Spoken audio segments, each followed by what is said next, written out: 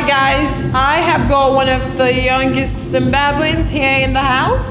I want to ask him what the Independence Day means to him. Tell us what your name is. My name is Freeman Chimombe, aka RF Chimombe, which means Robert Freeman Chimombe, but not Robert Mugabe Chimombe. What does the Independence Day celebration represent to you? There is no sense of celebrating independence today because there is no independence right now. We have been ruined by the current government for the past 33 years. It's not a joke when I'm talking about 33 years. You understand? We need a change of government. We need improvement of the human rights in Zimbabwe. We have been exposed to a lot of things in Zimbabwe. I've been exposed to torture, you understand, in Zimbabwe. And right now, today, I can't live as myself except for the fear of the current government. We want change. So as a young man living here in Australia, your aspiration for Zimbabwe is that there can be political change. My aspiration right now is to have mature politics in Zimbabwe. When I say mature politics, we talk about politics whereby if you say we have a contest of Morgan Tsvangirai and Robert Mugabe on a platform, and they show us what they have, what they are going to offer us, I will be happy with that. But when it is politics whereby some people disappear and some people suffer when they give their opinions, I condemn the current government. Do you think there's anything Zimbabweans here in Australia can actually do to effect change within the political scene back in Zimbabwe? There is no way we can effect change in Zimbabwe because we have got the bureaucracy of Robert Mugabe. There is no other way we can have any change in Zimbabwe. Even if you say in Africa, there's no way we can have any change because we tend to respect all those people who gave us independence. But today, I withdraw my respect for independence. I withdraw my respect for the winning of the liberation struggle because right now these people are going astray. They are ruling the country as if they are ruling their family. The problem is our politics is not mature enough. Like as we compare our politics in Zimbabwe and the politics in Australia, if you try to see here, we get some chance like when we see Julia Gillard and Tony Abbott on the platform arguing against each other, stressing their points, and there's no fight. That is what we are aiming to implement when we get a new democratic country in this coming election. Saying I'm advocating for the whole lot of Zimbabwe. I'm advocating for myself. I'm advocating for my family. I've just started a new family here. I want to go back and live in Zimbabwe, but I can't stay in Zimbabwe right now because I'm considered as an outcast. But I've been trying to effect change for the past 3 years on Facebook, but nothing happens. They arrested my friends. I represent myself and I will fight for myself. When I come there, you know that I will come with real democracy, and my policies I will come with will improve Zimbabwe. Hi, how are you? Good, thank you. And how are you? Good, thanks. What does the Zimbabwean Day celebration represent to you?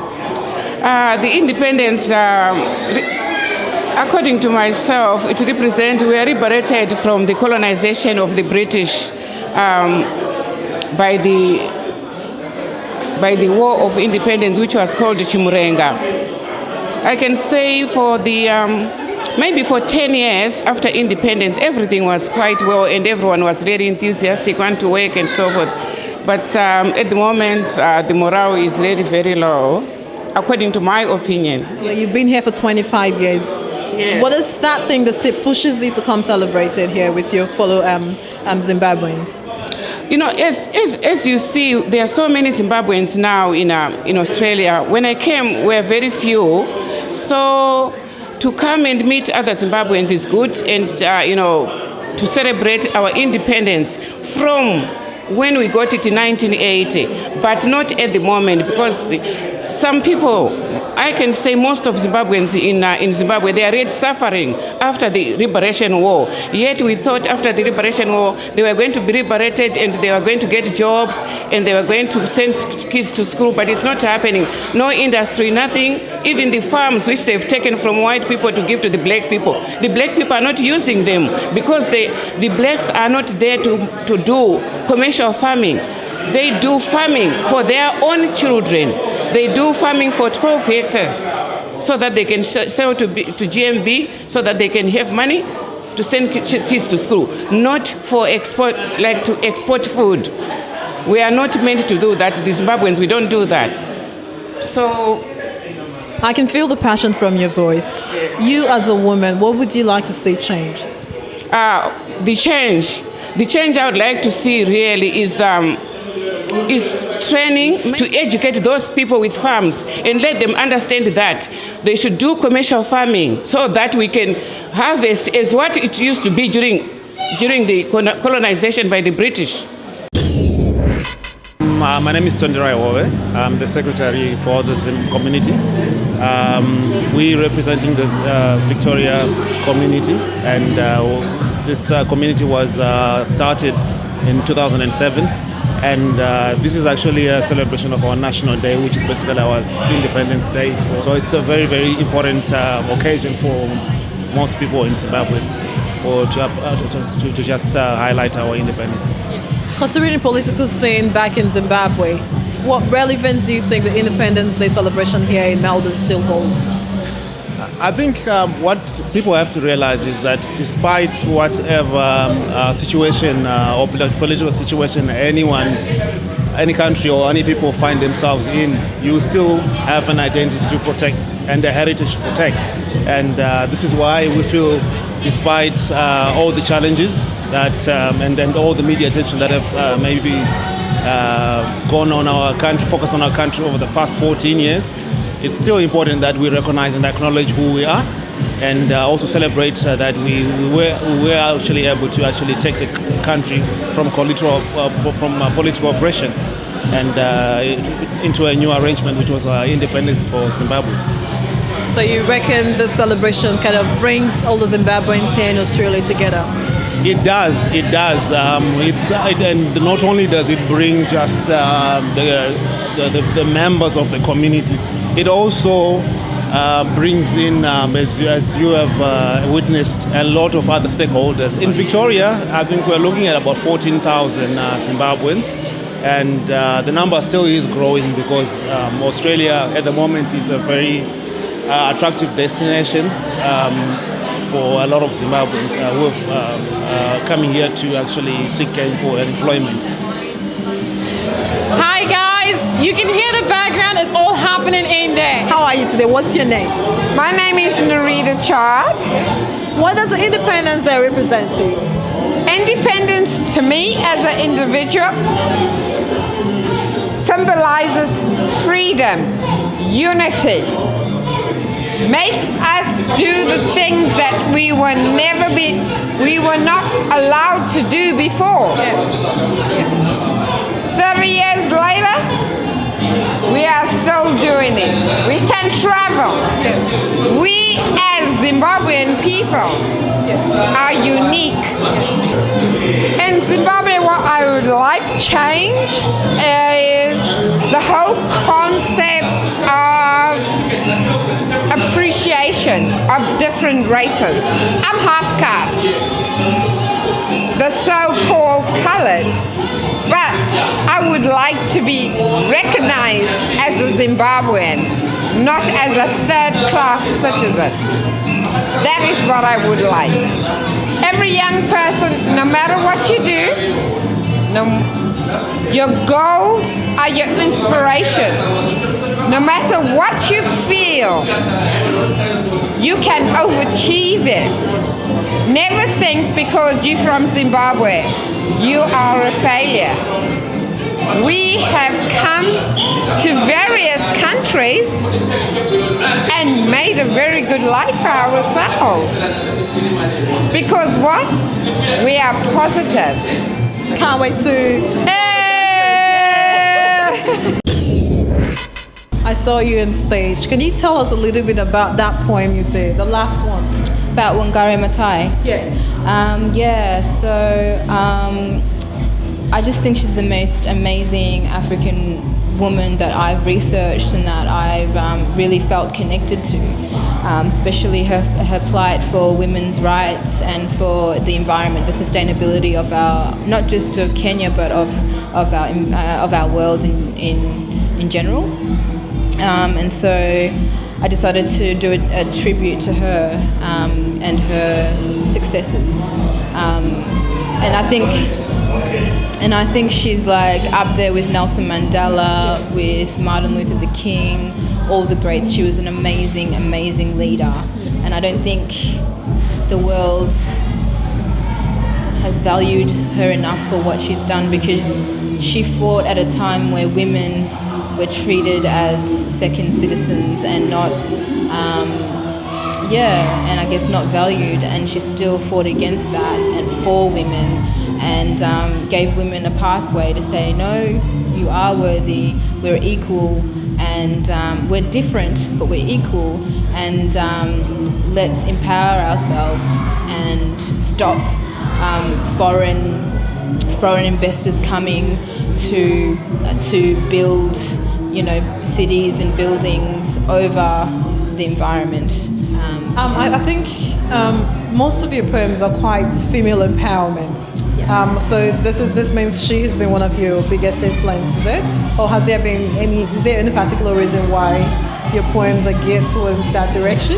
Yeah, I guess I still feel even in 2012, women aren't equal. I still feel civil war in Africa, around the world, women and their bodies are still treated as collateral damage in civil war, and there's still huge amounts of rapes here in Australia happening now as we speak.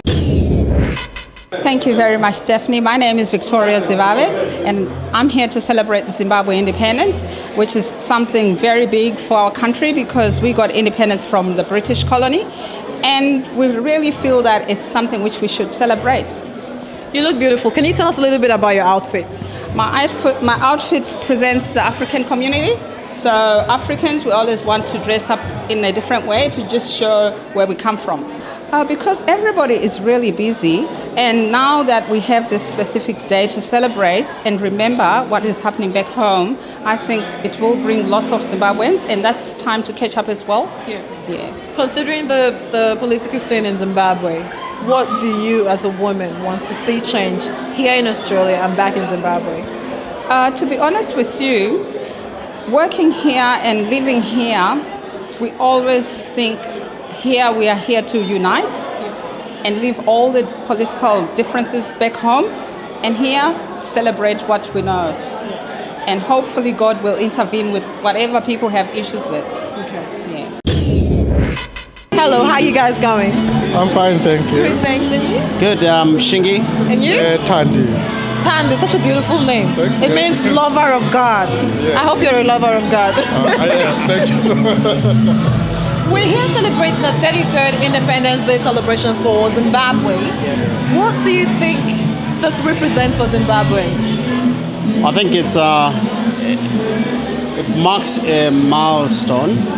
What it is we try to commemorate this day in conjunction with what happens home. Zimbabwe turns 33 on the 18th, so we try to synchronize these events as we go every year, especially for the kids, so that our kids grow up knowing exactly what is happening home, why we commemorate all these days. As he has mentioned, it's one of the key milestones that our country has achieved. Since colonization around 1897, the structure of the country changed quite a lot in terms of who was running the country. The Europeans came in and they took charge until 1965, when we had the first unilateral declaration of independence.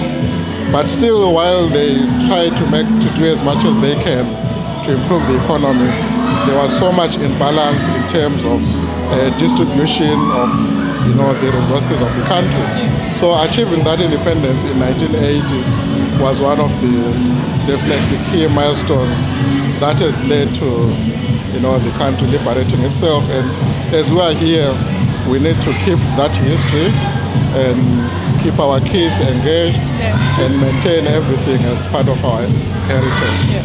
I've spoken to a few people though. You got your independence on the 18th of 1980, 18th of April 1980. Do you think there has been, what would you like to see change in the year to come? Because of what would you like to see change? There's a lot of, it's only that this day is sort of apolitical. So what we do is we try to neutralize everything and stay away from politics. But there's a lot of changes that everyone wants to happen. And Zimbabwe will be having their elections on the 29th under the new constitution. So we hope things will change. We are looking at potentially one of a country with some of the like talk of platinum. We've got some of the world's biggest deposits of platinum. We've got gold, all these minerals, the best climate for agriculture. And at the moment, we are still underutilizing those, and we are looking forward that within ourselves, if we can improve the democratic processes and start fully optimizing everything that we are endowed with. So that is our hope for the future.